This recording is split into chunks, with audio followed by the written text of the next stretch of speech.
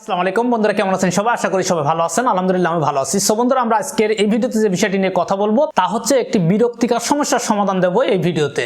সাধারণত আমরা সবাই স্মার্টফোন ব্যবহার করি এবং আমাদের হয়তো বা ল্যাপটপ রয়েছে অথবা কম্পিউটার রয়েছে, কিন্তু আমরা যখন স্মার্টফোনে ফটোগুলো উঠাই, আমরা যখন স্মার্টফোনে কোনো ভিডিও করি বা কোনো ডকুমেন্টস রাখি, এগুলো আমরা কিন্তু সহজে আমাদের কম্পিউটারে নিতে পারি না। আবার দেখা যাচ্ছে যে কম্পিউটার থেকে আপনি যখন কোনো ফাইল বা ডকুমেন্টস, ফটো ইত্যাদি আপনার স্মার্টফোনে নিয়ে আসবেন, তখন কিন্তু আমরা সহজে নিতে পারি না। এর মাঝখানে একটি বাধা হয়, সেটি হচ্ছে কেবল। আর এই কেবল বাদে কিভাবে আপনি টাচ ছাড়া, উইদাউট কোনো ঝামেলা ছাড়া আপনি সহজে আপনার যে ডকুমেন্টসগুলো আছে সেগুলো কম্পিউটার থেকে স্মার্টফোনে নিতে পারেন, আবার স্মার্টফোন থেকে কম্পিউটার অথবা ল্যাপটপে নিতে পারেন ইজিলি। আর এজন্য আমরা মূলত একটি সফটওয়্যারের সাহায্য নেব। স্মার্টফোনে জাস্ট যদি আমরা একটি সফটওয়্যার ইনস্টল করি, তাহলে আমরা সহজে আমাদের কম্পিউটারে কিন্তু ফাইলগুলো নিতে পারবো আমাদের যে নেটওয়ার্কিং রয়েছে, নেটওয়ার্কিং এর মাধ্যমে। তো এজন্য আমাদের একটি সমস্যা হবে, তা হচ্ছে আমাদের একই ইন্টারনেটের আন্ডারে বা একই ওয়াইফাই কানেকশনের আন্ডারে আমাদের স্মার্টফোন এবং কম্পিউটার অথবা ল্যাপটপ থাকতে হবে। সেক্ষেত্রে আমাদের কম্পিউটারে কোনো সফটওয়্যারের প্রয়োজন নেই বা ল্যাপটপে কিন্তু কোনো সফটওয়্যারের প্রয়োজন নেই।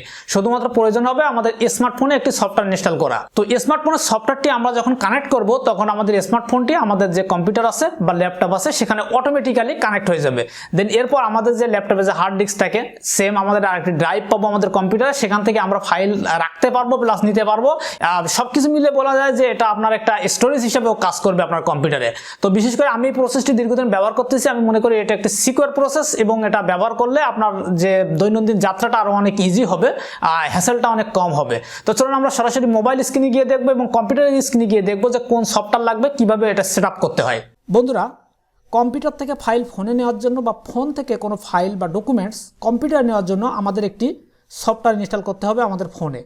তো আমরা চলে যাব প্লে স্টোরে। প্লে স্টোরে গিয়ে আমরা সার্চ বক্সে লিখব ওয়াইফাই এফটিপি সার্ভার।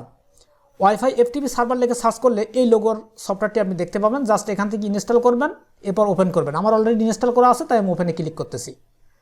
দেন ওপেনে ক্লিক করার পরে ইন্টারফেসটি পাবেন। এখান থেকে আপনি জাস্ট স্টার্টে ক্লিক করবেন। স্টার্টে ক্লিক করলে একটা কিউআর কোড আসবে এবং উপরে দেখতে পাবেন সার্ভার ইউআরএল। দেন সেকেন্ড স্টেপের কাজ হচ্ছে আপনি আপনার কম্পিউটার দিস পিসিতে যাবেন বা মাই কম্পিউটারে যাবেন।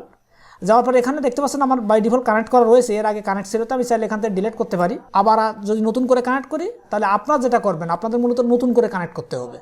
দেন এখানে রাইট বাটনে ক্লিক করবেন, তারপর অ্যাড নেটওয়ার্ক লোকেশন এখানে ক্লিক করবেন, দেন নেক্সটে ক্লিক করবেন, তারপর আবার নেক্সট। দেন এই যে বক্সটা দেখতে পাচ্ছেন, এখানে হচ্ছে সার্ভার ইউআরএল যেটা আছে সেটা পুট করতে হবে। আমার সার্ভার ইউআরএল দেখতে পাচ্ছেন আমার ফোনে এখানে দেখাচ্ছে, এই সার্ভার ইউআরএলটা আমি এখানে পুট করব। আমি জাস্ট নেক্সটে ক্লিক করলাম, দেন এরপর আইপি দেখাবে, দেন আবার নেক্সটে ক্লিক করলাম, দেন ফিনিশ। তাহলে আমার ফোনের যে ফোল্ডারটা সেটা ওপেন হয়ে যাবে। আমি যদি এখন দিস পিসিতে আবার যাই, গিয়ে আমি যদি এখানে ডাবল ক্লিক করি, তাহলে আমার ফোনের যে ডাটা ফাইলগুলো আছে সেগুলো এখানে দেখাচ্ছে। এখন আমি ফোন থেকে যদি ফাইল পিসিতে নিতে চাই, তাহলে জাস্ট এটা কপি করব। কপি করে আমি পিসির একটা ফোল্ডারে যাচ্ছি, গিয়ে এখানে রাখলাম। এই দেখতে পাচ্ছেন এক ক্লিকে চলে আসছে, কোনো লোড টোড নেই। আবার পিসি থেকে যদি কোনো ফাইল ফোনে নিতে চাই, জাস্ট কপি করলাম। এবার আমি দিস পিসিতে গেলাম, আবার এবার আমি আমার ফোনের যে ড্রাইভটা আছে সেখানে ডবল ক্লিক করলাম, দেন এখানে রেখে দেবো।